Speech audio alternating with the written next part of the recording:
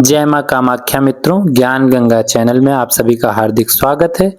आज की कहानी है देवी दुर्गा और महाशक्ति का अद्भुत युद्ध। शुंभ निशुंभ का अंत कैसे हुआ। बहुत समय पहले की बात है, जब स्वर्ग, पृथ्वी और पाताल तीनों लोकों में शांति थी। लेकिन इसी समय पाताल लोक में दो भयानक दैत्य अपनी शक्ति बढ़ा रहे थे।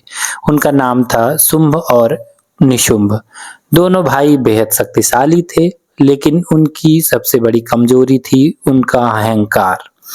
उन्होंने सोचा, क्यों ना ऐसा वरदान लिया जाए कि हमें कोई भी हरा ना सके और हम अजेय अमर बन जाएं। दोनों भाई मिलकर हिमालय पर गए और हजारों साल तक कठोर तपस्या करने लगे। आखिरकार उनकी तपस्या से प्रसन्न होकर ब्रह्मा जी प्रकट हुए। ब्रह्मा जी बोले, मांगो दानवों, क्या वरदान चाहिए। शुंभ बोला, हे ब्रह्मदेव, हमें ऐसा वरदान दीजिए कि कोई देवता, कोई दानव, कोई मनुष्य हमें मार न सके। ब्रह्मा जी ने कहा, तुम्हारी मृत्यु केवल एक स्त्री के ही हाथों से हो सकती है। दोनों हंस पड़े। उन्हें लगा, एक स्त्री हमें कैसे हरा सकती है, और यहीं से शुरू हुआ उनके अंत का रास्ता। वरदान मिलते ही दोनों दैत्यों ने तीनों लोकों पर हमला कर दिया। देवताओं की सेना भी उनके सामने टिक न पाई। इंद्र का सिंहासन छिन गया। सूर्य, चंद्रमा, अग्नि, वायु सबके अधिकार छीन लिए गए। देवता हार कर हिमालय की ओर भाग गए। अब पूरे स्वर्ग पर शुंभ और निशुंभ का राज था। हार चुके देवता महाशक्ति आदिशक्ति के शरण में गए। उन्होंने प्रार्थना की, हे जगदम्बा, अब केवल आप ही हमारी रक्षा कर सकती हो। तभी अचानक हिमालय की घाटियों में एक दिव्य प्रकाश फैलने लगा और उस प्रकाश से प्रकट हुई माँ पार्वती। लेकिन उसी समय उनके शरीर कोश से एक तेजस्वी रूप निकला, माँ कात्यायनी दुर्गा का। यही देवी आगे चलकर चंडी और काली के रूप में प्रकट होने वाली थी। एक दिन शुंभ के सेवक चंड और मुंड हिमालय के पास गए।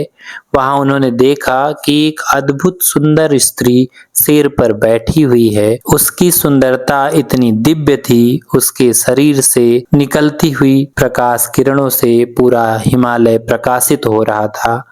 वे तुरंत शुंभ के पास पहुंचे। उन्होंने कहा, महाराज, हमने ऐसी सुंदर स्त्री कभी नहीं देखी। शुंभ तुरंत बोला, उसे हमारे पास ले आओ, वह हमारी रानी बनेगी। चंडमुंड ने कहा, निश्चय ही प्रभु, आपने सारे ऐश्वर्य और धन को एकत्रित कर लिया है। वह स्त्री स्त्रियों में धन स्वरूप है, तो उसे भी आप ग्रहण कर लीजिए। शुंभ ने अपना दूत बनाकर सुग्रीव को देवी के पास भेजा। दूत बोला, हे देवी, मेरे स्वामी शुंभ तीनों लोकों के राजा हैं, आप उनसे विवाह कर लीजिए।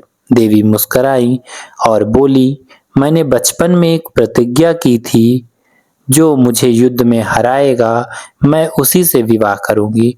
निश्चय ही तुम्हारे स्वामी पराक्रमी हैं और उनका भाई निशुंभ भी महाबलशाली है, लेकिन मेरी प्रतिज्ञा के कारण वह यहाँ आए और मुझसे युद्ध करें और युद्ध में परास्त करके मेरा वरण कर लें। दूत यह सुनकर चौंक गया।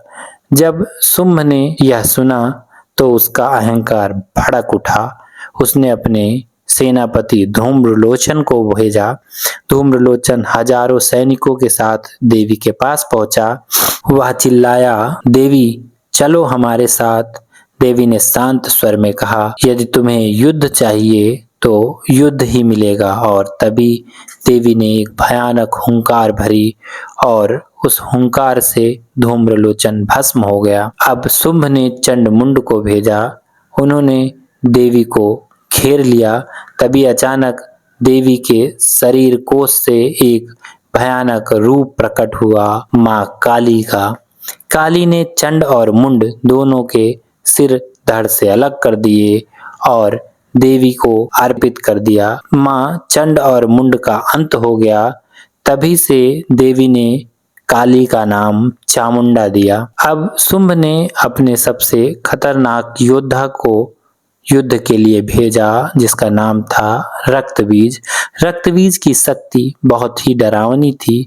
उसके खून की एक बूंद यदि धरती पर गिरती तो उसी के समान बलशाली दूसरा राक्षस पैदा हो जाता। देवी के दूतों की सारी सेना युद्ध में हारने लगी, क्योंकि जैसे ही रक्तबीज घायल होता उसके खून की एक बूंद जमीन पर गिरते ही हजारों असुर उत्पन्न हो जाते। तब देवी ने काली से कहा, जब मैं इसे घायल करूं तुम इसका खून जमीन पर गिरने से पहले ही पी लेना।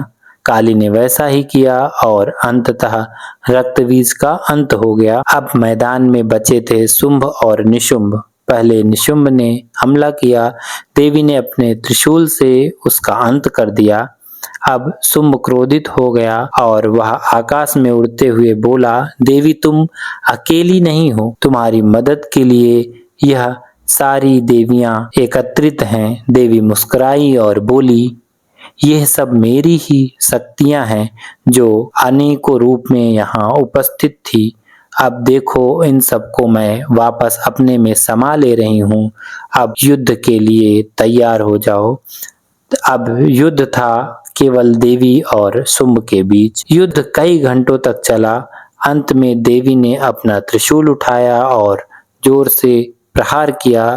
त्रिशूल के सीधे प्रहार से शुंभ के हृदय में आघात लगा और उसी क्षण शुंभ धरती पर गिर पड़ा और तीनों लोकों में फिर से शांति लौट आई।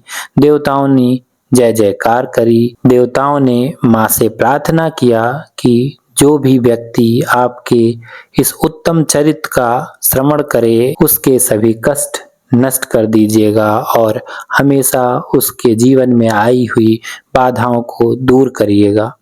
यह कथा हमें सिखाती है, अहंकार कितना भी बड़ा क्यों न हो, शक्ति और धर्म के सामने टिक नहीं सकता।